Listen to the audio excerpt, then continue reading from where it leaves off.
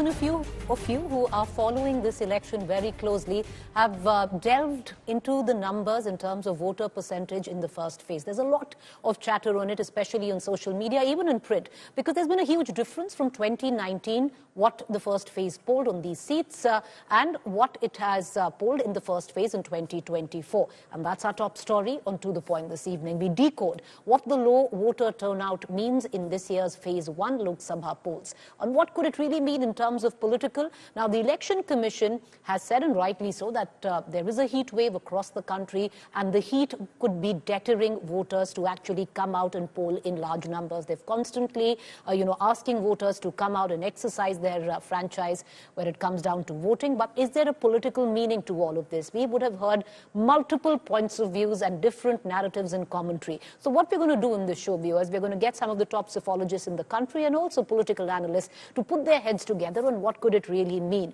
Now, there's been a dip of what now seems a 4% in this phase of first phase polling on April 19th. Now, you compare it to, like I said, 2019 Lok Sabha elections, it's a 4% drop. While the Election Commission, like I said, has warned the heat wave is stopping voters from coming out and are pushing voters to vote in large numbers. Even the Prime Minister did so, urging people to come out and vote in large numbers despite of how hot it is outside. Now, a turnout of 65.5% was recorded in 102 seats of Phase 1, as against 69.9% on these very seats in 2019. So that is a drop of 4%.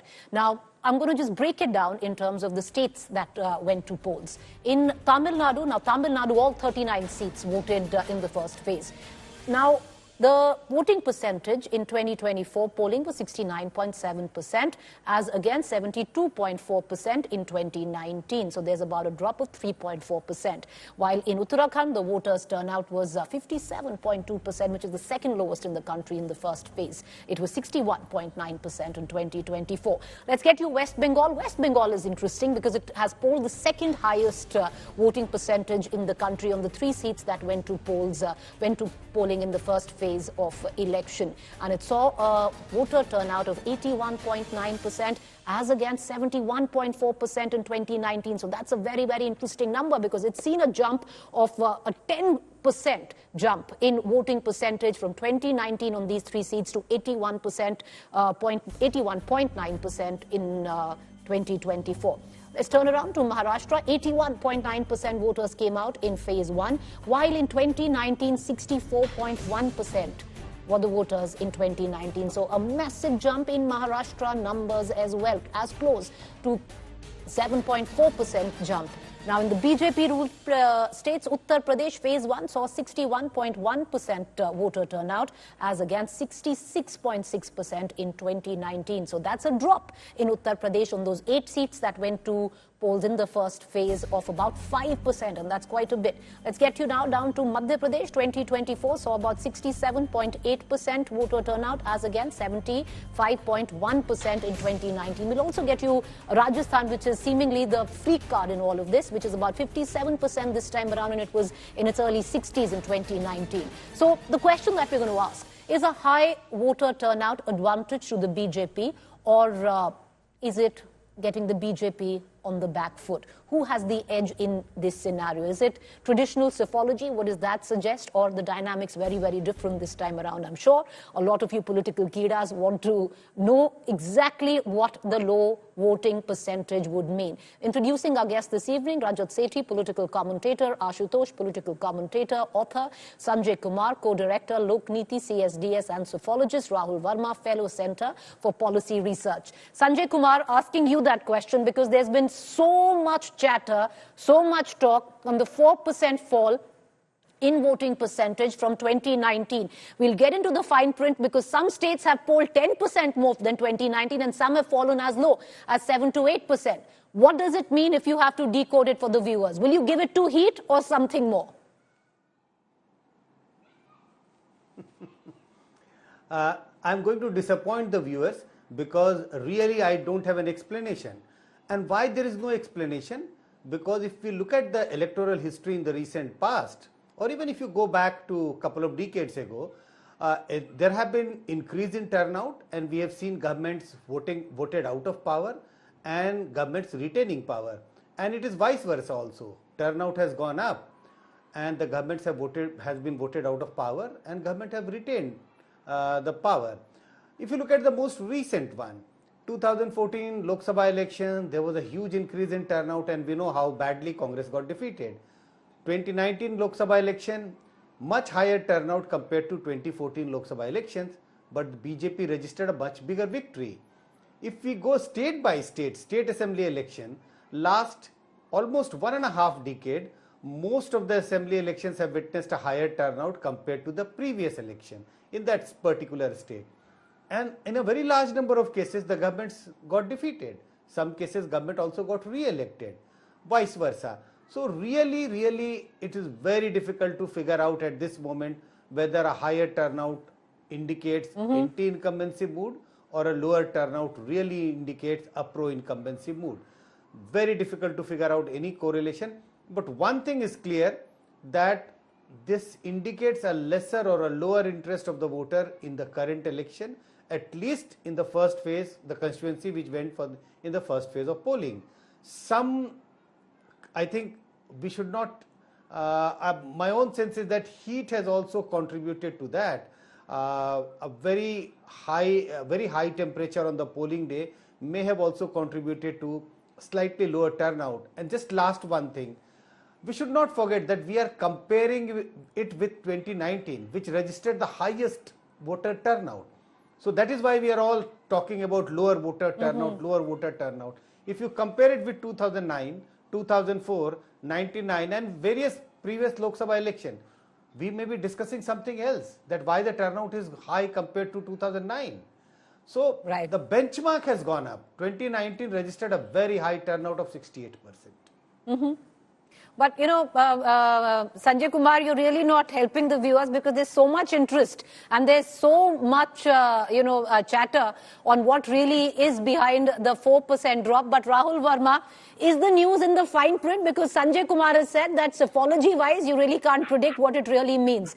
Is it the fine print? Because if you look at the fine print, a state like West Bengal has seen a 10% jump in voter turnout, but a state like Bihar has seen a fall of about 7 to 8%. Uttarakhand, again, one of the lowest polling states. You're on mute, Rahul Verma. I'm on mute. No, I'm not on mute. Okay, we can hear you. Now we can hear you. Go ahead. Yeah, let me make 4 points, and I'm largely in agreement with Sanjay Kumar. First point, see, I'm not very much concerned about the turnout drop or decline. The reason is this, that you cannot always have a turnout increasing. You had increase in 2014 and 2019. At some point, there had to be a correction in this increase, as we do in the market, right? If markets keep rising, then at some point they will also drop. So it was expected that at some point this had to happen. This is happening in this election. Point number 2, there is no correlation between turnout and incumbency advantage. Sanjay ji pointed out the data at Lok Sabha level, but the same is if you analyze even at the constituency level. Same trend for last 30 years of data, no sort of relationship.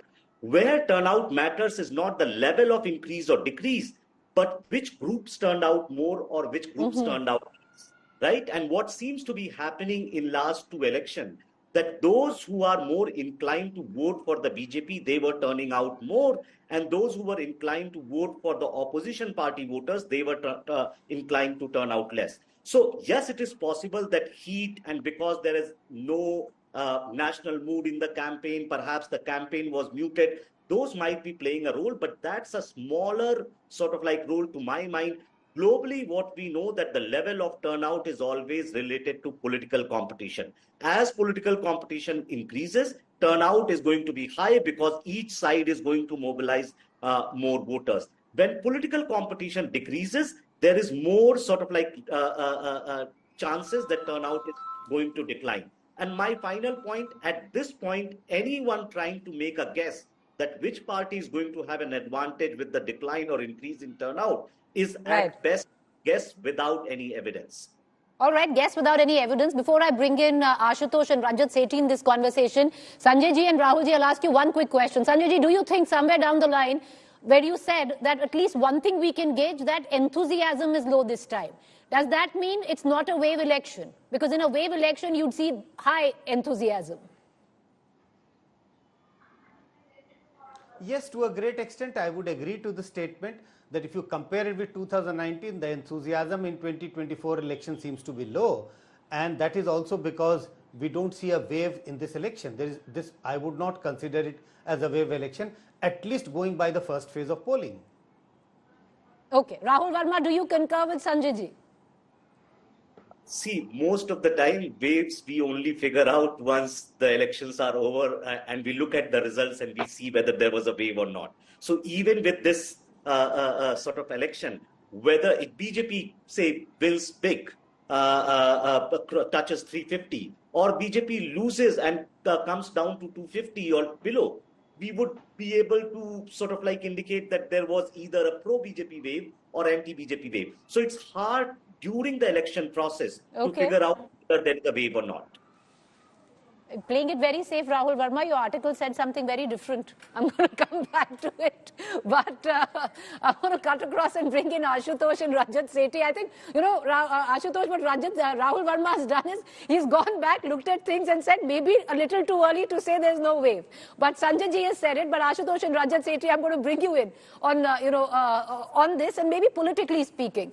Ashutosh, what do you make of it? If you look at the fine print, 3 seats in West Bengal go to polling. All 3 of them held by the Bharatiya Janata Party see a voting percentage of 10% higher than 2019 on these 3 seats. On the other hand, one might say that there's anti-incumbency vote there, but in Bihar, it's similar.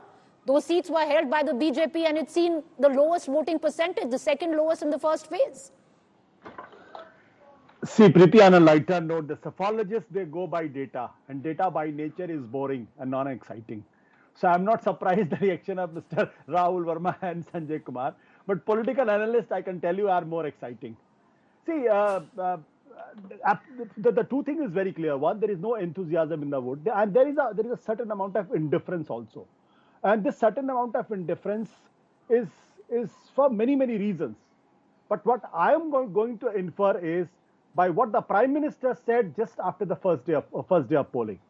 And if you connect both of them, the way the Prime Minister has attacked and crossed all lines, the Lakshman Rekha he has crossed, that shows that there is something wrong with the first phase of polling, and the BJP is slightly worried.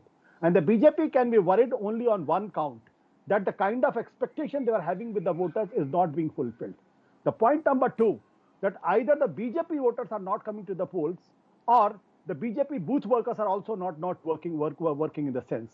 And why I'm saying so, because sometimes it happens, then when the leader is saying we are winning with a huge margin, then what happens? The leader, the candidate, and the worker and the cadre, all 4, they get very complacent. They know that, ek vote nahi padega to kya hua? We are anyway going to win. And the margin is so heavy in North India that even if the 2% drops, yes, we are going to win. And that's why the Prime Minister's belligerent speech on the Hindu-Muslim issues and is continuously attacking on that issue, it shows that the BJP, if not BJP, at least the Prime Minister is worried, and he knows the low turnout is a bad signal. All right, Rajat Sethi, and is that the reason why that at least in the last 2 days, what we've heard the Prime Minister and your top leadership opening rallies with, not is bar 400 par, but is bar Modi Sarkar. There's been maybe a rethink on that, is it? That, maybe you bit off too much by suggesting 400, you've made your cadre and your voters complacent? Well, one thing, Preeti ji, is sure that us analysts think and are wired in a different way, and politicians are wired, and that to Prime Minister Modi is wired in a totally different way. First of all, what I feel, what I sort of understand from first phase is that yes, BJP would have thought, see, ideally when you are in a war, you do not plan for the best case scenario. You plan for an absolute worst case scenario. Best case can always happen, which is good for everybody, for the incumbent, etc.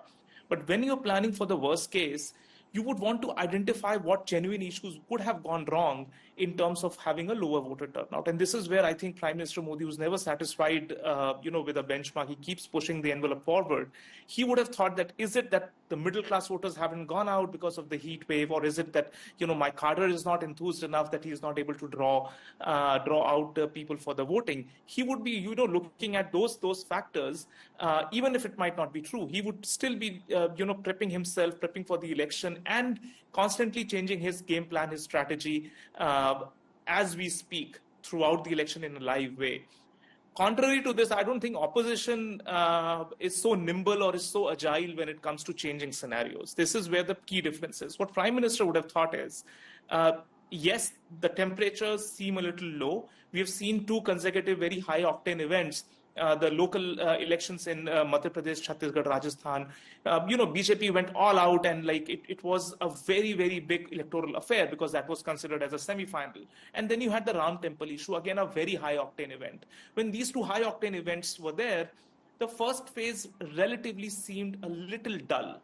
And I think this is where Prime Minister would have picked up that it requires greater political rhetoric, it requires going ballistic against the opposition. And people at the end of the day want to see a gladiator fight. And if they see the gladiator fight, they cheer more. And the more they cheer, the more they turn up at the election booths.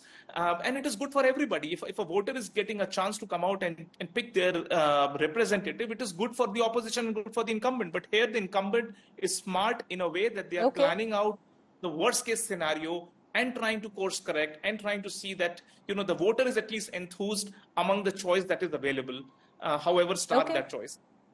Sanjay ji, you at least stuck your head out and said that it, at least for now, even if you go by the first phase, it doesn't seem like a wave election. And of course, we'll know because there are 6 phases pending, and you can, correct yourself later on if you think otherwise. But as a psephologist, if you are to look at the first phase, what are the top readings that you have come up with?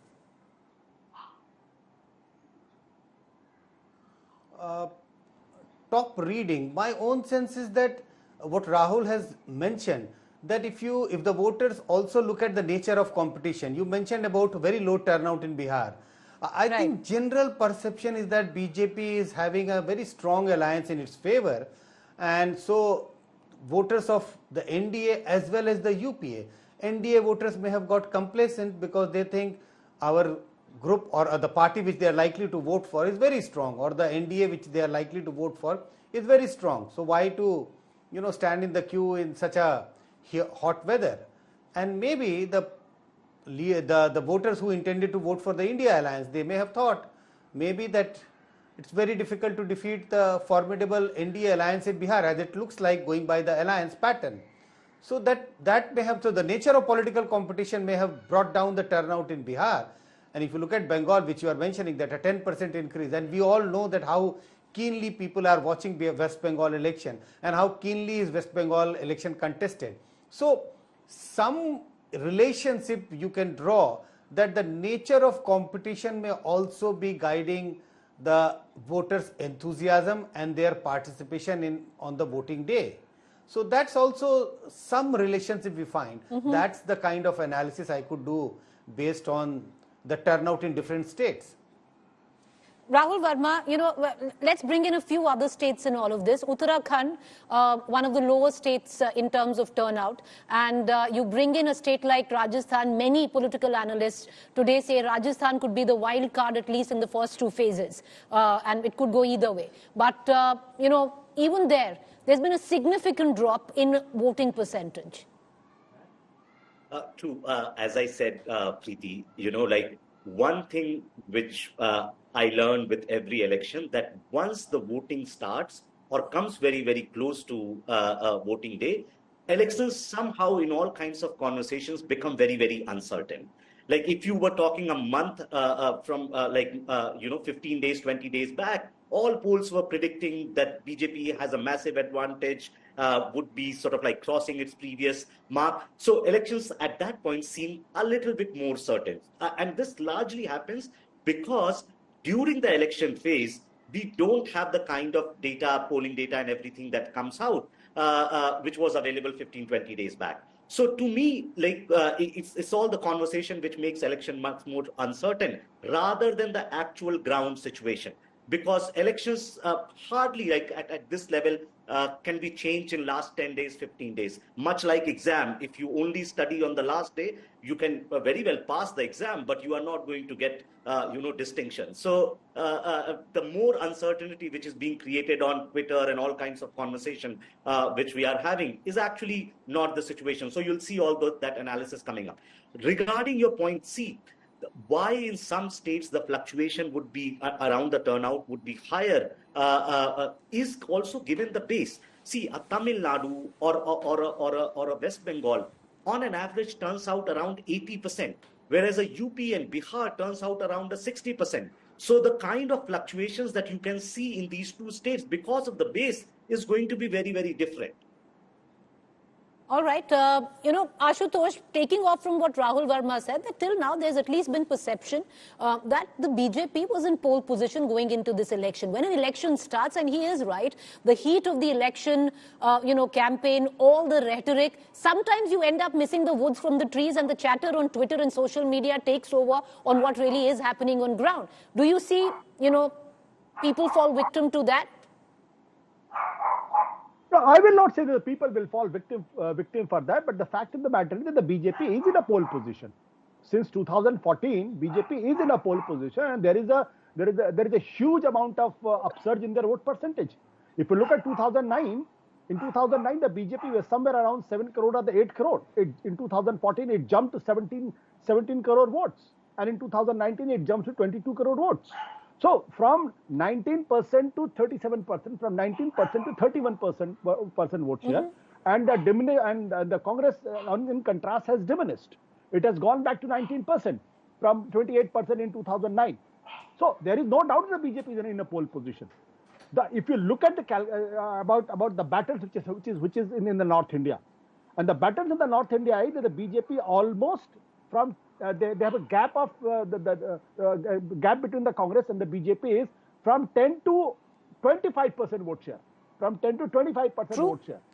So that shows that and still, if you see that the political movement which is happening in Rajasthan and a political movement happening in the Western UP, that means there is something that's happening on the ground.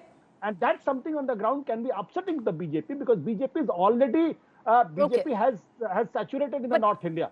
So but as I bring in Rajat Sethi, Ashutosh, therefore the question, so is it oversimplification of what the Prime Minister possibly said 2 days ago and say that maybe the BJP is finding itself in a weak spot? That's why the kind of rhetoric? Because we've seen it happen before. BJP is a party which doesn't take anything lightly. Ashutosh. That is what. Okay, Rajat Sethi, come in.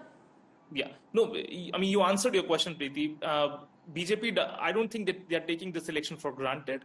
400 pivot and all of that is okay, but I think they also understand that, like cricket, nothing is certain in politics. A week's time is a long time in politics. Things can rapidly change, and I think this is one factor the Prime Minister is very strongly keeping a close watch. And also in certain seats, what I'm observing, I'm in Maharashtra, and I'm observing certain seats are becoming unnecessarily hyper-localized. They're going on specific, between two royal families fighting. It's between Pawar and Pawar's fighting. It's not about Modi anymore. And I think this is where Prime Minister Modi is trying to increase the temperature and make it about himself. But Rajat Sethi, you're bang on there. And I'm running out of time, but you're bang on there, because what is happening on certain seats, and that's not just happening in Maharashtra where you are, not all, but a couple of seats in Rajasthan, exactly the same, where it's the contest is becoming hyper-localized. I just want to bring in Rahul Verma and Sanjay Kumar quickly back into this conversation. Rahul Verma, final words going ahead to phase 2 and onwards. What would you be watching out for? Preeti, I don't look at things in binaries, certain versus uncertain. Yes, nothing is certain in life. But when you think of certainty and uncertainty, you have to think in terms of probability. Yes, cricket matches become uncertain when the game starts, but you have certain probability associated when two teams contest. Who's going to more likely to win? Right. Similarly, what happens in elections, because all of these conversations which is coming out of each sort of seat and even from each polling booth, you are looking at trees too much and then not figuring out what's happening at the bigger level. The bigger picture drives elections, not what is happening in each village and each mohalla, because then it becomes really hard to figure out what's going on. To zoom out from micro to macro, but zoom out from micro to macro with like psephology, you've also got a bit of philosophy in all of this. But Sanjay ji, last question to you. Would you want to take the same, what I asked Rahul Verma? What would you be watching out for? No, I would be watching two states. Kerala, because Kerala BJP, Congress has performed very well in the last Lok Sabha election, and there is so much of hype created by BJP in Kerala. So what's happening in Kerala tomorrow, on the 26th of April? And also Karnataka, where BJP got defeated, there is a Congress government, and Congress seems to be holding very strong because it's a very strong regional leaders in Karnataka. BJP had performed very well in 2019 Lok Sabha elections, won 25 out of 28 seats. So I think I would also be watching Karnataka. Can BJP repeats its performance? So I think these are the two states which is on my plate when the people vote on in these two states on the 26th of April. All right, and we'll reconvene soon after that. Appreciate all for gentlemen for joining us. Thank you there. We're going to leave it at that. Best leave it to psephology. And what we can say for sure, well, it's hot. So even if the Election Commission says that one of the main reasons for the voting percentage to drop is the heat wave, you can possibly believe that also. It's very, very hot out there. Leaving it at that.